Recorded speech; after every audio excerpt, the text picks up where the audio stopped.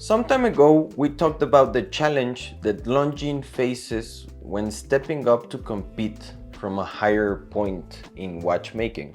This means that they have stopped being a brand that seeks to be the best option in terms of quality and price to compete in higher markets. Now, of course, Omega is growing, and Longines is looking to occupy that empty slot. The brand started this transformation some years ago, and we have seen how this evolution has brought certain changes to popular models of the brand. Now today we have the new version of the HydroConquest, because it has been in the market for a while.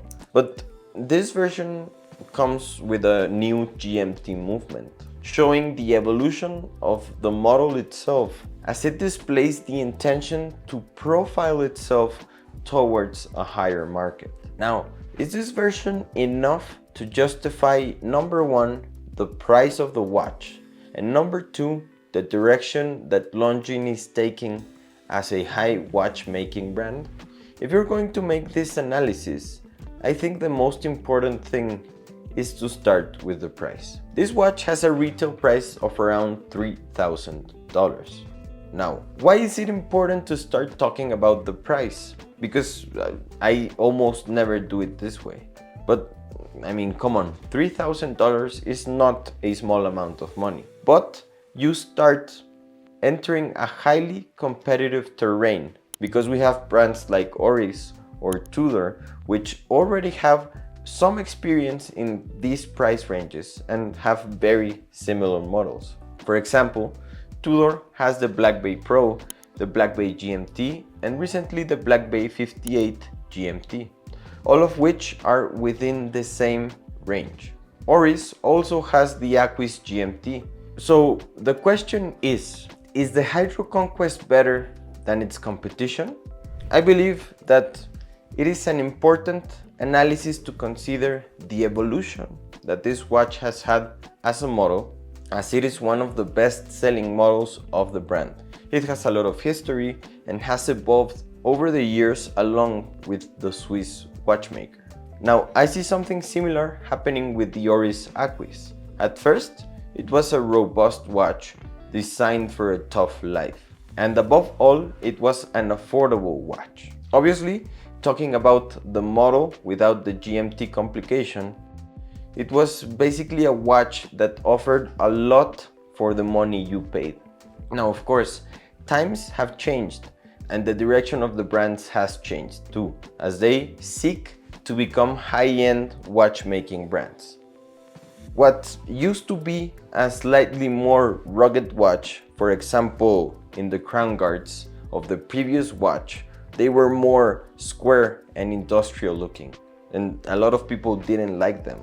Now they are much more ergonomic with an updated design.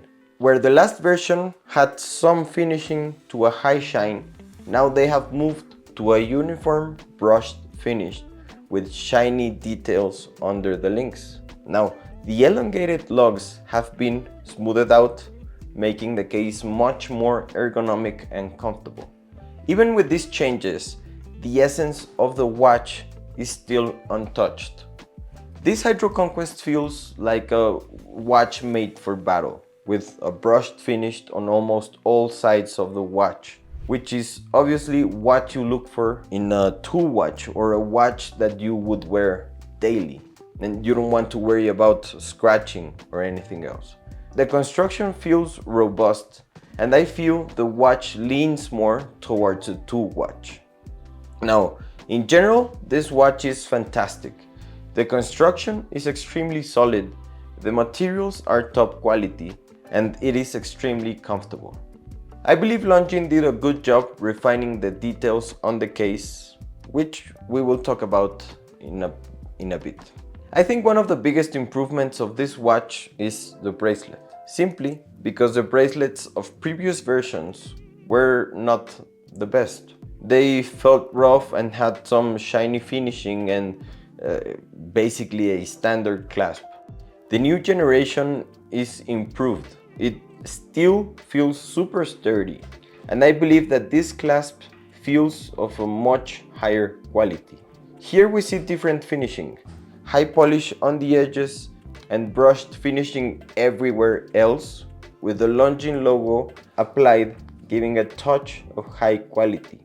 And obviously we will mention that this watch comes with automatic micro adjustments, which, although the previous version already had, this clasp feels of a much higher quality, while the previous one felt a bit rough.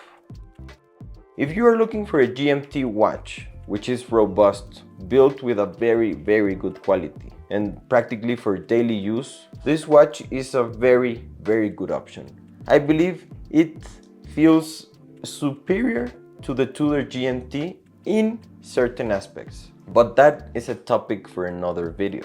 Now, as much as this watch is very good, I believe there is no perfect watch. Obviously, there are things I would change, but the biggest question is, does this watch push Longines in the direction they are aiming for in becoming a high-end watchmaking brand? If you ask me, I think it is a push in the right direction, but I don't believe that this watch will change people's mindset about the brand. And let me explain why. I think a bevel on the sides of the case would have made it feel slimmer, as it is a heavy and very big watch. This beveling could have helped refine the case a bit.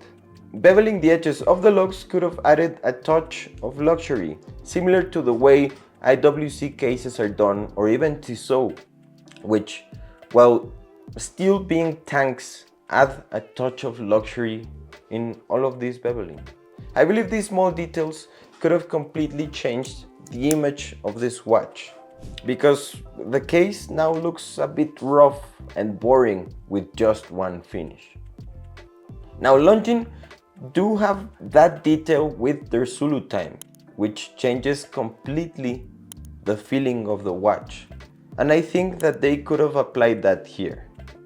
Now, being a high watchmaking brand, these are the details that count to differentiate between a watch that feels a bit rough and boring and something that feels completely luxurious. Because even though this watch is a tank and it is designed for a tough life, being a high-end watchmaking brand means you need to deliver certain quality in finishes, regardless of the watch's purpose. Now, the second thing I would have changed in this watch, and I know I am not the CEO, I am not the designer, but I would not be doing my job if I didn't share my thoughts on watches.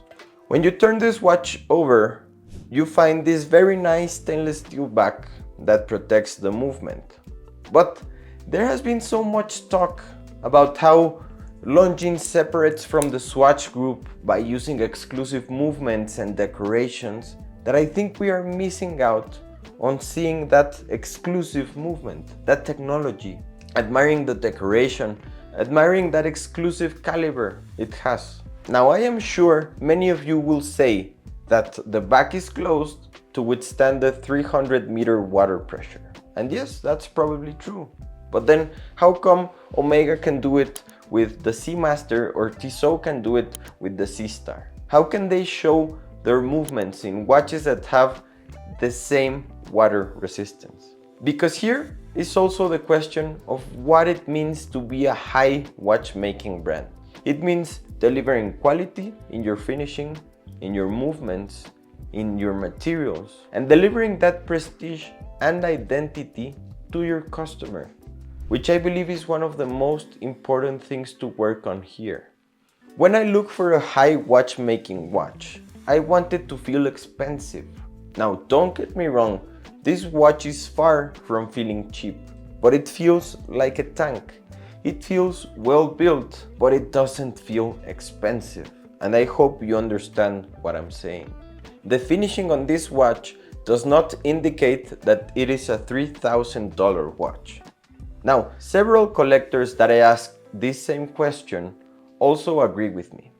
I think that especially in this model, it's lacking all of that aura to make this watch feel like a high horology brand, because the quality is there, the materials are there, the movement is there. Now, talking about the movement, I didn't mention it before, but this is a true GMT movement, which means that the date can go backwards and forwards depending on your time zone. Now, all of the elements, the high horology elements are there. It just lacks a bit of refinement in certain details, such as how ergonomic and aerodynamic the watch is. And details like that, those small finishes, would have made a complete difference on the quality. Now, as I mentioned at the beginning, I think this is a step in the right direction. I believe Longines can further refine these watches, and obviously they have watches that already have these small details, which make us think of a high watchmaking brand. Longines is doing an excellent job. The problem is that they are entering a highly competitive price range with extremely big brands with a lot of experience in this field. Longines has already grown and is no longer an entry-level brand, so they can't keep competing as if they were an entry-level brand against these giants. Do they have the potential? Definitely. I think that has been more than clear. They just need to refine some details and they're good to go. But what do you think?